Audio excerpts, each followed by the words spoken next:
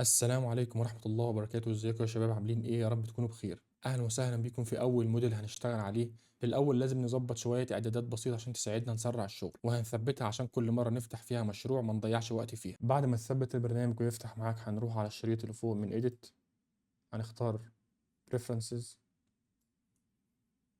من النافذة دي هنروح على system وهنبص على اول شريط فوق. لو عندك الاوبتي اكس اختاره وعلم على كارت الشاشة بتاعك، ولو عندك الكودا هتختاره وتعلم على كارت الشاشة بتاعك. لو ما عندكش الاوبتكس ولا الكودا هتروح على تبويب اتش اي بي وتعلم على كارت الشاشه بتاعك، ولو ما عندكش التلاته هتخليك على نن، بس في الريندر هيكون الشغل ابطأ شويه معاك. بعد ما تعلم على كارت الشاشه وتفعله هنروح على الثلاث شرط اللي تحت، نختار سيف بريفرنسز. ولو انت من مستخدمين الماك هنروح على edit preferences، من نفس القائمه هنختار سيستم وهتعلم على ميتال، ومنها هتختار اول اختيار فوق. بعد كده تعمل سيف. ملحوظة مهمة يا شباب، احنا في الفيديوهات دي هنشرح لنظام التشغيل على ويندوز، لكن طريقة الشغل والاعدادات هتكون نفسها، ممكن تلاقي فرق بسيط في الاختصارات. هنمسح اي عنصر موجود في مساحة العمل. A delete. نروح على properties render engine، نغيرها لسايكلز، والديفويس لازم نخليها جي بي يو، مهمة جدا الخطوة دي.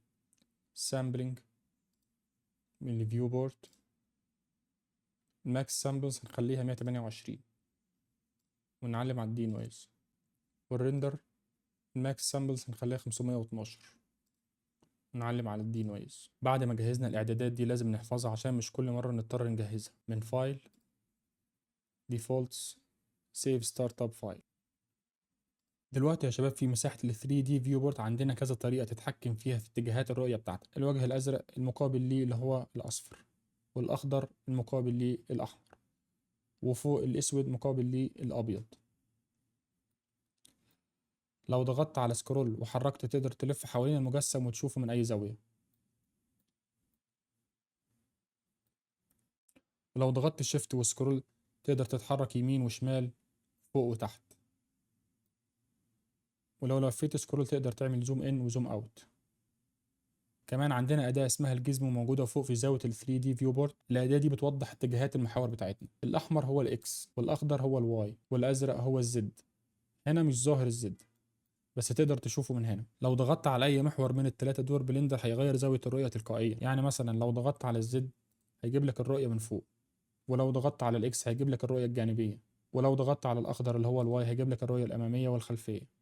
وكمان في اختصارات سريعة من الأرقام على اليمين في الكيبورد. يعني مثلا واحد هيجيب لك الرؤية الأمامية، كنترول واحد هيجيب لك الاتجاه المعاكس من الرؤية الأمامية، 3 هيجيب لك الرؤية الجانبية، كنترول 3 هيجيب لك الاتجاه المعاكس للرؤية الجانبية، 7 هيجيب لك الرؤية من فوق، كنترول 7 هيجيب لك الاتجاه المعاكس للرؤية من فوق. وباختصار الجزم والاختصارات دي بيسهلوا عليك تتحرك جوه المشهد بتاعك بسرعة وتشوف المجسم من أي اتجاه أثناء الشغل بتاعك. لازم تتعامل معاهم وتجربهم عشان خاطر أثناء الشغل إيدك تشتغل عليهم تلقائيا. طيب يا شباب، قبل ما نبدأ موديلنج لازم الأول نضيف صور الريفرنس اللي هنشتغل عليه. لو في حاجة في مساحة العمل هندوس A من الكيبورد، بعدين X ديليت.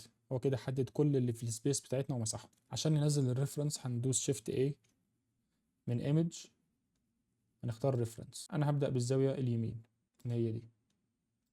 كده الريفرنس نزل. عشان نظبط مكانه لازم نحركه ورا شوية، هندوس جي اكس عشان يتحرك معانا على محور الاكس. ليه انا رجعته ورا؟ عشان خاطر المكان ده اللي انا هشتغل فيه. احنا قلنا الكاروسيل بينزل مكانه اي عنصر بتضيفه جوه السبيس بتاعتك، فاحنا لما نضيف هنا الصلصال اللي انا هشتغل عليه انا محتاج مساحة اشتغل فيها. عشان ابص للريفرنس، بما ان الريفرنس على محور الاكس اللي هو الاحمر هدوس رقم 3. من هنا اقدر ابدأ شغل، بس قبل ما ابدأ شغل هنزل صورة تانية من الريفرنس وهي من فوق. هدوس رقم 7. كده انا باصص من فوق، هدوس شيفت A ريفرنس، وهنجيب الرؤية اللي هي التوب فيو اللي هي دي. صورة الريفرنس نزلت معانا وبشكل مظبوط، بس طبعا محتاجين نوسع للمكان اللي هنشتغل فيه. هندوس جي زد لان انا عاوزها تنزل شوية تحت مع الحفاظ على مكانها. لما اجي ابص من فوق كده انا شايف الكروكس بتاعي من فوق، اقدر اشتغل على التفاصيل بتاعته. ولما اجي ابص من الجنب هدوس رقم 3. كده انا شايف الكروكس بتاعي من الجنب، اقدر اشتغل عليه. وخلي بالك الريفرنس هنا مش مطلوب مننا نقلده 100%، هو بس دليل هيساعدنا نحافظ على النسب والشكل الاساسي للموديل اللي احنا هنشتغل عليه.